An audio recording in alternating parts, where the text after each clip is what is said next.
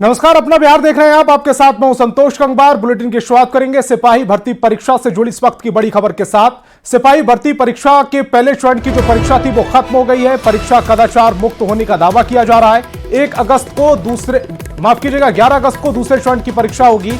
28 अगस्त तक यह परीक्षा चलेगी। बिहार में 545 सेंटरों पर परीक्षा हुई है। 17,87,000 परीक्षार्थियों ने इसमें हिस्सा लिया, इसमें शामिल हुए। तो बड़ी खबर आपको बता रहे हैं, सिपाही भर्ती परीक्षा के पहले चरण की परीक्षा से जुड़ी इस वक्त की बड़ी खबर। सिपाही भर्ती परीक्षा खत्म हो चुकी है। परीक्षा कदाचार मुक्त होने का दावा किया जा रहा है। 11 अगस्त को दूसरे चरण की परीक्षा होगी। 28 अगस्त तक यह भर्ती परीक्षा चलेगी। बिहार में 445 सेंटर में परीक्षा हुई। 17,87,000 परीक्षार्थी इसमें शामिल हुए। तो बड़ी खबर आपको बता रहे हैं, पारदर्शिता कदाचार मुक्त परीक्षा कराने का दावा किया जा रहा है। लीक प्रूफ परीक्षा के लिए ईओयू भी जारी किया गया। ईओयू का हेल्पलाइन नंबर भी जारी कर दिया गया। तो बड़ी खबर आपको बता रहे, 8544428404 पर शिकायत करें, यह पुलिस की तरफ से कहा गया है। साइबर ठगों की शिकायत को लेकर भी नंबर जारी किया गया है। तो न्यूज 18 की अपील है, परीक्षा के दौरान परीक्षार्थी सतर्क रहें, किसी भी तरह के बहकावे में नहीं आए। संदिग्ध गतिविधियों पर पुलिस को जानकारी दें। ईओयू के हेल्पलाइन नंबर पर सूचना दें। यह हेल्पलाइन नंबर है 8544428404 पर शिकायत करें। साथ ही साथ एक मेल आईडी भी दी गई है जिस पर आप अपनी शिकायत कर सकते हैं। आपकी शिकायत पर तुरंत कार्रवाई होगी। फर्जीवाड़ी की जगह है, अपने टैलेंट पर भरोसा करें। आपको दिखाते हैं कि 8 जिलों में सिपाही परीक्षा भर्ती जो परीक्षा थी उसकी तस्वीरें किस तरह की हैं। गोपालगंज, नवादा, किशनगंज, जहानाबाद, सासाराम, सीवान के साथ साथ लखीसराय और आरा की जो तस्वीरें हैं वो इस समय आपकी टेलीविजन स्क्रीन पर हैं, जहां कड़ी सुरक्षा में प्रोटोकॉल के तहत परीक्षा को संपन्न कराया गया है और यह दावा किया जा रहा है कि परीक्षा कदाचार मुक्त हुई है। 8 तस्वीरें समय आप अपनी टेलीविजन स्क्रीन पर देख पा रहे हैं। गोपालगंज, नवादा, किशनगंज से ये तस्वीरें। जहानाबाद से बड़ी खबर मिल रही है, सेटिंग के मामले में एक शख्स को गिरफ्तार किया गया है। सिपाही भर्ती परीक्षा का यह पूरा मामला काको के पोठिया से गिरफ्तारी हुई है। एसपी और डीएसपी पूछताछ कर रहे हैं मामले में। दरभंगा पुलिस को सूचना मिली थी और उसके बाद इस तरह की गिरफ्तारी हुई है। तो जहानाबाद से इस वक्त की बड़ी खबर आपको बता रहे हैं, सेटिंग के मामले में एक शख्स को गिरफ्तार किया गया है। सिपाही भर्ती परीक्षा का यह पूरा मामला काको के पोठिया से यह गिरफ्तारी हुई है। एसपी और डीएसपी इस पूरे मामले पर पूछताछ कर रहे हैं। दरभंगा पुलिस की सूचना पर यह गिरफ्तारी हुई है।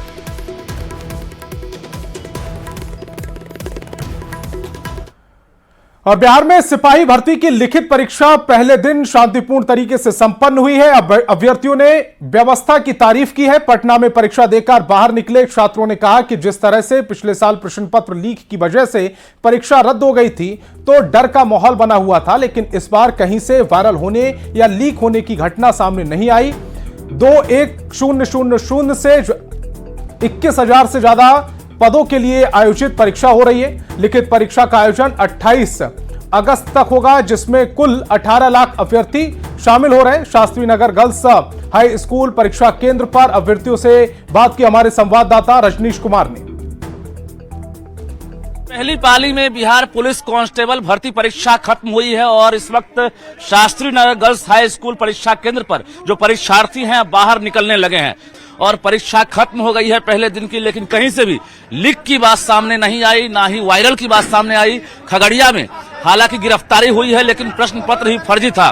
कैसा रहा, कैसा एग्जाम रहा आप लोगों का, बताइए। 1 नंबर एग्जाम था। अच्छा। हाँ, पेपर लेवल बढ़िया था। सवाल कैसा था? हम लोग यूपी से आ गए, थोड़ा यूपी से आप आए हैं। हाँ, बिहार जीके में थोड़ा जुड़ा गए और सब अच्छा था। सवाल अच्छा था। एग्जाम एकदम बेहतर तरीके से हुआ है। एकदम पारदर्शिता है इस एग्जाम में। हम मतलब कहीं से कोई गड़बड़ी या कुछ, कहीं से कुछ गड़बड़ी नहीं है। 2 बजे के बाद परीक्षा खत्म हुई, आप लोग बाहर निकले हैं, कहीं से लीक की बात सामने नहीं है। क्या लग रहा है, व्यवस्था कैसी लगी? व्यवस्था एकदम, हम बोल रहे हैं कि अब की बार जो परीक्षा हुआ है एकदम पारदर्शिता हुआ है। अच्छा, करेंगे। महिला परीक्षार्थी बाहर निकल रही हैं, इधर आइएगा आप लोग। तो ये देखिए, महिला परीक्षार्थी बड़ी संख्या में बाहर निकल रही हैं और ये देखिए और परीक्षार्थी बाहर निकल रही हैं, उनसे बातचीत करते हैं। कैसा रहा इम्तिहान, व्यवस्था कैसी लगी? व्यवस्था कैसी लगी? कहीं से कोई शिकायत नहीं सर। अच्छा लगा? जी हाँ। पहली बार बैठी थी और इस बार बैठी है, अंतर कितना लगा? बहुत अंतर है। अंतर लगा? जी हाँ। जो डर होता था लीक हो जाएगा या वायरल हो जाएगा, ऐसा कुछ नहीं हुआ? कुछ नहीं। जी हाँ सर, कुछ नहीं। और बाकी जो स्टूडेंट आएंगे अब जिनकी परीक्षा बची हुई है, उनसे क्या कहना चाहिए? कैसी परीक्षा जाए। कि कैसे तमाम परीक्षार्थी बाहर निकल रहे हैं। बता दें आपको, खगड़िया में कल देर रात जो है छापेमारी हुई है। सूचना मिली थी कि कई अभ्यर्थी जो हैं उन्हें प्रश्न पत्र रटाए जा रहे हैं, जिसके बाद उनकी गिरफ्तारी के बाद ये पता चला कि अब जो प्रश्न पत्र था वो फर्जी था। यानी इस तरह का माहौल जरूर बनाया गया, लेकिन जो व्यवस्था थी इसमें एक तरह से सेंधमारी संभव नहीं हुई और यही वजह है कि परीक्षार्थी संतुष्ट होकर बाहर निकल रहे हैं। पहले दिन की पहली पाली की परीक्षा समाप्त हुई है। कंपटीशन जरूर टफ है क्योंकि 21,000 से ज्यादा सीटें हैं और 18 लाख अभ्यर्थी शामिल हुए हैं। बावजूद परीक्षा आज बेहतर ढंग से हुई है। कैमरामैन अमित के साथ रजनीश कुमार, न्यूज 18 पटना। और आरा में पहले दिन सिपाही भर्ती परीक्षा शांतिपूर्ण संपन्न हुई। आरा जिले में 18 परीक्षा केंद्र बनाए गए थे, जहां 12,000 से ज्यादा परीक्षार्थी इसमें शामिल हुए। परीक्षार्थियों ने कहा कि परीक्षा इस बार अच्छी रही है और व्यवस्था भी अच्छी की गई। चयन पर्षद सिपाही भर्ती के द्वारा आयोजित परीक्षा अब समाप्त हो गई है। 12 से 2 बजे तक आयोजित की गई थी ये परीक्षा। देखिए, और जो परीक्षा केंद्र है उससे परीक्षार्थी बाहर निकल रहे हैं। कैसा परीक्षा रहा आपका, बताइए कैसा परीक्षा? अच्छा, क्वेश्चन कैसा आया था? अच्छा था। अच्छा था। कैसा परीक्षा कैसा रहा? अच्छा परीक्षा। अच्छा, क्वेश्चन अच्छे आए थे जैसा उम्मीद था? क्या क्या क्वेश्चन हल्का में था? तो जीके मैथ सब मिक्स था। अच्छा, ये डर नहीं लग रहा था कि फिर कहीं परीक्षा कैंसिल ना हो जाए, पेपर ना लीक हो जाए? नहीं, सब अच्छा था। कैसा रहा परीक्षा, कैसा रहा बताइए? परीक्षार्थी जो हैं परीक्षा दे करके निकल रहे हैं। अब बताइए कैसा रहा परीक्षा कैसा रहा? परीक्षा कैसा रहा? बढ़िया रहा। कौन से कला मतलब क्वेश्चन तो मतलब कुछ समझ में नहीं आ रहा था। अच्छा, जो मैथ जीके इंग्लिश कुछ जीके ठीक था। बस वो मैथ इंग्लिश वगैरह थोड़ा समझ में नहीं आ रहा था। बहुत बढ़िया गया। अच्छा, कौन से सवाल अच्छे आए थे जो हल्का थे? Question GK math English question मिला जुला के मैथ की संख्या लगभग 5-6 के करीब थी। हाँ। मिला जुला क्वेश्चन ठीक था, कोई हार्ड क्वेश्चन नहीं था। हर बार से इस बार बेहतर रहा और इस बार एग्जाम देने में भी खुशी हुई। क्यों, क्या मैंने सुरक्षा बढ़िया था? सुरक्षा बढ़िया था और एग्जामिनेशन जो हॉल में जो पहले जैसा था वो नहीं था। इस बार बहुत बेहतर रहा और क्वेश्चन का भी लेवल बहुत अच्छा रहा। देखिए, जो परीक्षार्थी हैं परीक्षा देकर के निकले हैं, उनके चेहरे पर खुशी है। बता रही है कि उनका परीक्षा अच्छा गया है, लेकिन कहीं ना कहीं से उनके मन में जरूर सवाल था कि एक बार फिर से जो लीक होने की बात आती है वो फिर से लीक न हो जाए, क्योंकि जो परीक्षार्थी हैं काफ़ी मेहनत करके परीक्षा देते हैं, लेकिन परीक्षा का पेपर लीक होने के बाद उनको निराशा हाथ लगती है। चंदन कुमार, न्यूज 18 भोजपुर। बांग्लादेश में हो रही हिंसा और हिंदुओं पर हो रहे अत्याचार की खबरों ने बिहार में भी सियासी हलचल बढ़ा दी है और अब हिंदुओं के बांग्लादेश से पलायन की खबरें आ रही हैं। इसे लेकर बीजेपी ने मांग की है। बीजेपी के राष्ट्रीय प्रवक्ता अजय आलोक ने कहा है कि बांग्लादेश के नागरिकों को शरण देने के लिए देश में CAA और NRC लागू करना है। जो लोग इसका विरोध कर रहे हैं उनकी देश विरोधी मानसिकता साबित होगी। बीजेपी प्रवक्ता अजय आलोक से बात की है संवाददाता आनंद अमृतराज ने। राष्ट्रीय प्रवक्ता अजय आलोक। अजय जी, आपने एक एक्स पर पोस्ट किया है जिसमें आपने कई सारी बातें लिखी। बांग्लादेश में जो घटना घट रही है उस पर क्या है इसका मतलब? देखिए, बांग्लादेश में जो हालात हैं वो हमारे लिए बहुत चिंताजनक हैं। उनकी आंतरिक व्यवस्था परिवर्तन हुआ है, लेकिन उस आंतरिक व्यवस्था परिवर्तन में मामला कट्टरपंथियों के हाथ में जाता हुआ दिख रहा है। लॉ एंड ऑर्डर बिल्कुल ध्वस्त हो गई है। 1,35,00,000 हिंदुओं हुए, चुन चुन के टारगेट करके मारा जा रहा है। वो कहाँ जाएंगे? अपनी जान कहाँ से बचाएंगे? तो समय आ गया है, भारत सरकार को सोचना पड़ेगा कि वो आएंगे भारत में ही और हमें उन्हें नागरिकता देनी ही पड़ेगी। CAA NRC हमने इसीलिए लाया था कि धार्मिक अल्पसंख्यकों के साथ जो भेदभाव दूसरे राष्ट्रों में किया जाता है, अगर वो भारत आए तो उनको भारत की नागरिकता मिलनी चाहिए। और साथ के साथ जो 4 करोड़ से ज्यादा रोहिंग्या और बांग्लादेशी इस देश में अवैध रूप से बसे हुए हैं, उनको वापस भेजने का इंतजाम होना चाहिए। इसमें कोई सांप्रदायिकता नहीं होनी चाहिए। भारत का मुसलमान या भारत के अल्पसंख्यक बिल्कुल सुरक्षित हैं। बस अवैध बांग्लादेशी और रोहिंग्याओं की आवाज न बने। लेकिन कुछ पार्टी ऐसे भी है जो CAA को लेकर NRC को लेकर सवाल खड़े करते हैं। अब से वो सवाल उठाने का समय खत्म हो गया। बांग्लादेश की हालत देख लीजिए। 1,35,00,000 हिंदू किसके सर पे जाएंगे? अब जो सवाल उठाता है इसका मतलब उसके मन में सांप्रदायिकता, जहर और कट्टरवादी शक्तियों के साथ खड़ा होने का उसकी इच्छा है। तो मतलब आप चाहते हैं कि पूरे देश में अब CAA NRC लागू हो? होना ही करना ही पड़ेगा आपको। आप ये 1,35,00,000 विस्थापित हिंदू जब आएंगे तो उनको आप किस कानून के तहत उनको नागरिकता दीजिएगा? कैसे बसाइएगा? जो आपको निकालने हैं अवैध घुसपैठिए, रोहिंग्या हो, बांग्लादेशी हो, कोई भी हो, उनको कैसे निकालेंगे आप? तो ये थे हमारे साथ बीजेपी के राष्ट्रीय प्रवक्ता अजय आलोक, जिन्होंने एक बड़ी मांग की है और बड़ा सवाल भी खड़े किए हैं। कैमरामैन अमित के साथ आनंद अमृतराज, न्यूज 18 नेटवर्क, पटना। और बांग्लादेश में जारी हिंसा के बीच भारत में सीएए और एनआरसी पर भी राजनीति गर्माती दिख रही है। आरजेडी प्रवक्ता जिया यादव ने बांग्लादेश हिंसा के बाद बीजेपी प्रवक्ता अजय आलोक की ओर से सीएए एनआरसी लागू करने की मांग पर हमला बोला। वहीं जेडीयू के मंत्री श्रवण कुमार ने भरोसा जताया कि बांग्लादेश की हिंसा पर भारत और बिहार सरकार अलर्ट है और उम्मीद है कि जल्द ही इसका हल निकलेगा। ये ट्वीट को देख रही थी, मुझे तो यही समझ में नहीं आ रहा है ये उनका पर्सनल ओपिनियन है या मांग है। अगर मांग है तो आप बीजेपी में हैं, सत्ताधारी हैं, आप अपने सरकार के इंटरनल बैठक में ये मांग को रखें और इस मांग को पूरी करें। आपकी बातों से ये तो लगता है कि आप हिंदुओं की बात कर रहे हैं, भारतवासियों की बात कर रहे हैं, लेकिन इसमें इंसानियत कहाँ है? अगर सबसे ऊंचा कोई धर्म है तो इंसानियत का है, और अगर कुछ आपकी मांग है तो अपनी पार्टी से मांगे। चाहे किसी भी देश में अगर कोई इस तरह की घटना दुर्घटना होती है तो उसके लिए भारत सरकार सक्षम है और भारत सरकार अपने स्तर से कार्रवाई कर रही है। और जहां तक बिहार का सरकार की सवाल है, बिहार के मुख्यमंत्री बिल्कुल इन मामलों में बिल्कुल संवेदनशील रहते हैं।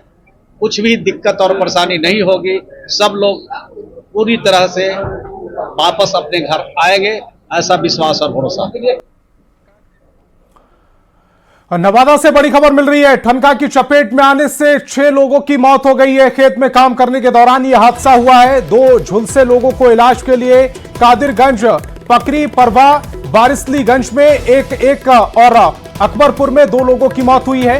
रोह के ओहरी में यह पुरुष की मौत हुई है। तो बड़ी खबर आपको बता रहे हैं, कादिरगंज में 1 शख्स की मौत हुई है। नवादा से इस वक्त की बड़ी खबर आपको बता रहे हैं, ठनका की चपेट में आने से 6 लोगों की मौत हो गई है। इस वक्त की बड़ी खबर, ये सभी लोग खेतों पर काम कर रहे थे। 6 लोगों की मौत हो गई है, 2 लोग झुलस गए हैं। जो लोग झुलसे हैं उन्हें अस्पताल में भर्ती कराया गया है, उनका इलाज जारी है। लेकिन जो स्थिति बनी हुई है वो 6 लोगों की को लेकर अकबरपुर में 2 लोगों की मौत हुई है। इसके अलावा अगर बात करें अकबरपुर के अलावा खेत में ये सभी लोग काम कर रहे थे तब यह हादसा हुआ है।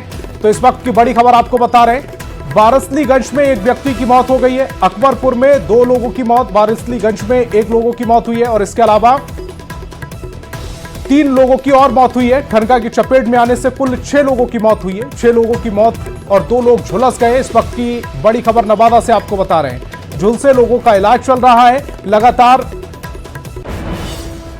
बिहार सरकार ये कह रही थी कि ठनका को लेकर अलर्ट जारी किया गया था, सावधान रहने के लिए भी कहा गया था। अनिल हमारे संवाददाता ज्यादा जानकारी के साथ फोन लाइन पर जुड़े हैं।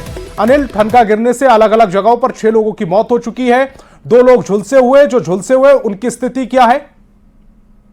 जी देखिए, अभी शुरुआत में तो ये बता दूं कि जो भी लोग ये जो घटना हुई है वो खेती करने के दौरान, चूंकि धान रोपनी का अभी वक्त चल रहा है, तो लगभग जितने भी लोगों की मौत हुई है और वो जो झुलसे हैं सभी के खेत करने के दौरान ही है। और बहुत ही ये दुखद घटना है। जिले के अलग अलग इलाकों में कुल 6 लोगों की मौत हुई है, जिसमें 2 लोग और झुलसे हैं। जो लोग झुलसे हुए उनका प्राथमिक उपचार उनके प्राथमिक स्वास्थ्य केंद्र में जारी है। अभी तक नवादा सदर अस्पताल में कुल 3 डेड बॉडियां आई है और अकबरपुर इलाके में माँ बेटे की मौत हुई है और जबकि उनके साथ उनकी पोती जो है वो बुरी तरह से झुलस गई है। इसके अलावा वारसलीगंज और पकड़ी बरामा में भी खेती के दौरान ही 2 लोग की मौत हुई है। और जो ताजा मामला जो है वो कादिरगंज का इलाका है और रोह का इलाका है, जहां खेती करने के दौरान ही लोग घुसते हैं। इस दौरान लोगों को एडवाइजरी भी जारी की गई थी, मगर काले बादल छाने के बाद, चूंकि जिस वक्त बारिश हो रही थी उससे पहले तेज गर्जन हुआ था, इस दौरान भी लोग नहीं संभले और खेती करने के दौरान ही सभी लोग जुटे। फिलहाल सबको नवादा सदर अस्पताल लाया जा रहा है और जो झुलसे हुए जो लोग हैं उनका प्राथमिक उपचार किया जा रहा है। जी अनिल, जो सरकार है बिहार सरकार, उसकी तरफ से लगातार ये अलर्ट जारी किया गया था कि ठनका को लेकर इस तरह की स्थितियां पैदा हो सकती हैं, लेकिन मजबूरी भी है किसानों की, खेतों पर काम भी करना है। चूंकि इस समय धान की रोपाई का समय है तो खेत पर जाना भी है। ऐसे में किस तरह से इनका बचाव किया जाए? जी देखिए, बेहद दुखद घटना है ये, क्योंकि इलाके में कम बारिश हुई थी, तो जैसे ही बारिश होती है किसान अपने खेतों की तरफ निकल जाते हैं। उन्हें यह नहीं होता है कि वो पहले अपनी जान को देखे, क्योंकि खेती पे ही उन्हें सबसे ज्यादा आश्रित होना पड़ता है। इसलिए बारिश जैसे ही शुरू होती है उससे पहले वो खेतों में निकल जाते हैं और बहुत सारे एडवाइजरी जारी होने के बाद भी इस पर लोग ध्यान नहीं दे पाते हैं और मजबूरी में अंत में उन्हें अपना जान तक देना पड़ जाता है। तो इसलिए अभी ज्यादा जरूरत है कि लोग एडवाइजरी को देखें और वाकई अनिल ज्यादा जरूरत यह है कि जो सरकार की ओर से गाइडलाइन जारी की गई है, ठनका को लेकर चेतावनी जारी की गई है, उस पर ज्यादा ध्यान देने की जरूरत है। आप हमारे साथ जुड़े, आपका बहुत बहुत शुक्रिया। और जन स्वराज के संयोजक प्रशांत किशोर ने आरजेडी पर बड़ा हमला बोला है। न्यूज 18 से खास बातचीत में उन्होंने कहा कि आरजेडी के जंगल राज में बिहार का सीडी रेशियो 18% तक लुढ़का था, लेकिन नीतीश जी के शासन में यह रेशियो 40% तक पहुंचा।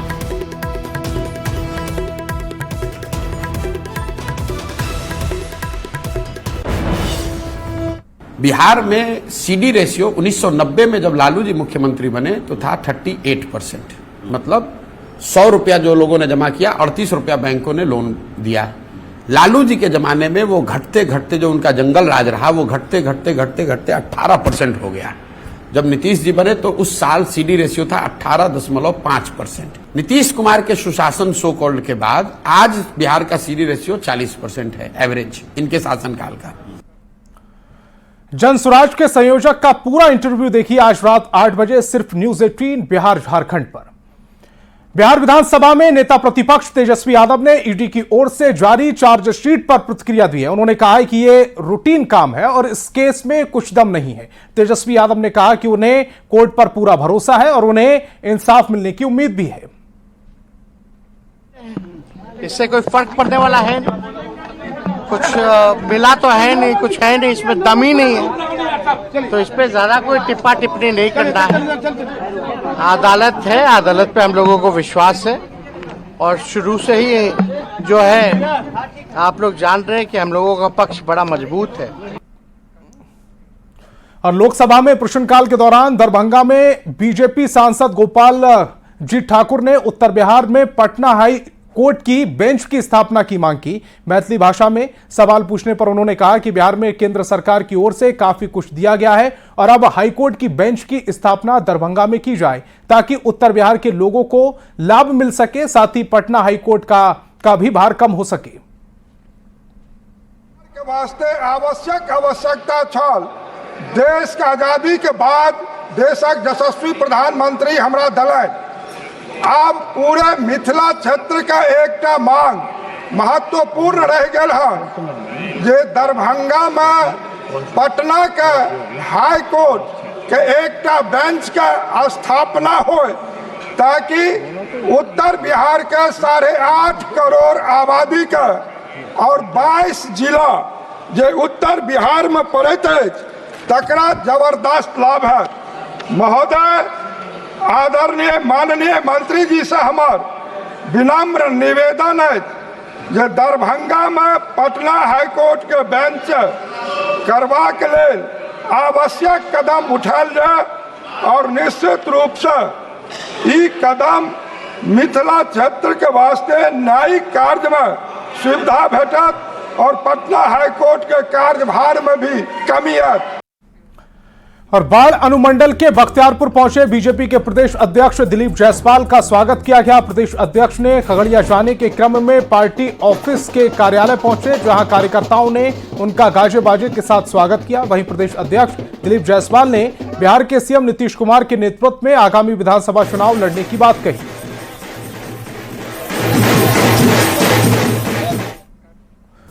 बीजेपी प्रदेश अध्यक्ष दिलीप जायसवाल खगड़िया पहुंचे। दिलीप जायसवाल ने दावा किया है कि बीजेपी संगठन और कार्यकर्ताओं में उत्साह दिख रहा है। उन्होंने दूसरे जिलों का भी दौरा करने की बात कही है।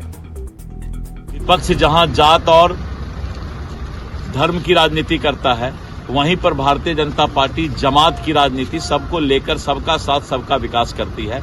धीरे धीरे सभी लोग भारतीय जनता पार्टी से जुड़ेंगे क्योंकि उनको मालूम है कि यही एक पार्टी है जो इस देश की रक्षा करती है, भारत के राष्ट्रवाद की रक्षा करती है और भारत को कैसे समृद्ध बनाया जाए, विकसित देश बनाया जाए, इसकी चिंता करती है। 15 अगस्त के बाद तेजस्वी यादव बिहार की यात्रा पर निकलने वाले हैं। तेजस्वी यादव ने कहा कि पार्टी इस यात्रा के रूट पर चर्चा कर फाइनल करेगी।